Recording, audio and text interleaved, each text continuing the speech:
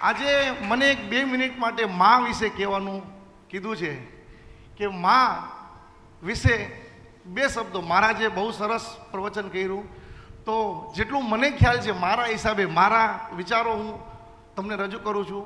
મા વિશે તમે મારા કરતાં બધાય વધુ જાણતા હશો, પરંતુ હું મારા 2 શબ્દો તમારી સમક્ષ કહેવા માંગુ છું. એક નાનકડી 1 મિનિટની વાર્તા કહું છું. એક મા અને 2 દીકરા. એક દીકરો 2 મહિના 4 મહિનાનો દીકરો હતો, બીજો દીકરો 8 થી 10 વર્ષનો હતો. 2 વર્ષનો દીકરો હતો, ઘોડિયામાં સૂતો હતો. રાતના 2 વાગ્યા 3 વાગ્યાનો સમય હતો.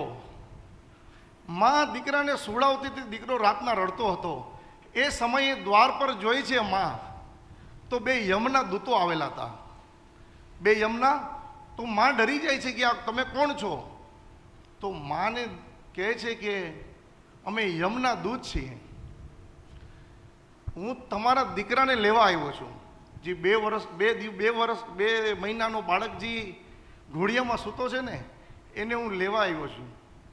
મા રડે છે, ખૂબ જ રુદન કરે છે અને પ્રાર્થના કરે છે કે તમે થોડીક વાર ઊભા રહી જાઓ, હું મારા બાળકને મૂકો અને તમે મને લઈ જાઓ. મારો બાળક 2 જ મહિનાનો છે, એનો જીવનની અંદર કોઈ વાંક નથી, કોઈ ગુનો નથી, તો તમે થોડીક ક્ષણ પર ઊભા રહી જાઓ. તો એ જે દેવદૂતો આવ્યા હતા, યમના દૂતો આવ્યા હતા ને, એ પણ એક માના દીકરા હતા.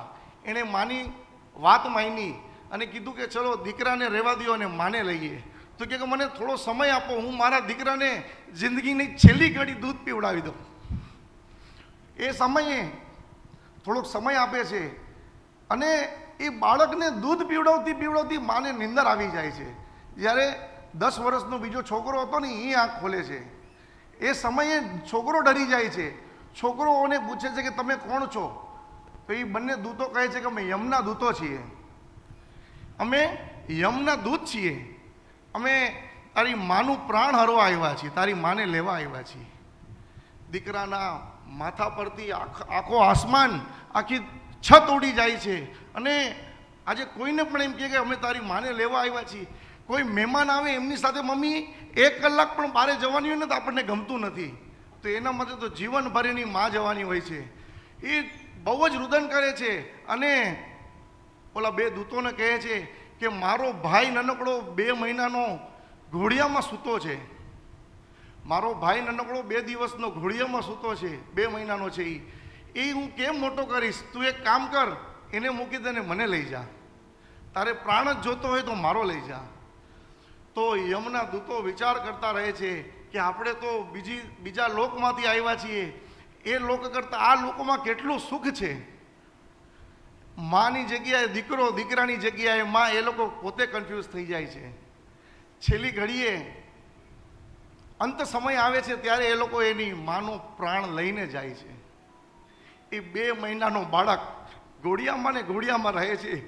જિંદગી પર જ્યાં સુધી સમજ નથી આવતી, એ બાળક રુદન રૂતો હશે. 8 વર્ષનો જે બાળક એના નાના ભાઈને કેવું મોટો કર્યો હશે. એવી જ રીતે મારા નાની, એને 7 દીકરી અને 2 દીકરા, 7 દીકરી અને 2 દીકરા. જ્યારે મારા નાની પાસે યમદૂતો આવ્યા હશે ત્યારે મને ખબર નથી એને કેની જગ્યાએ મારા નાની ગયા.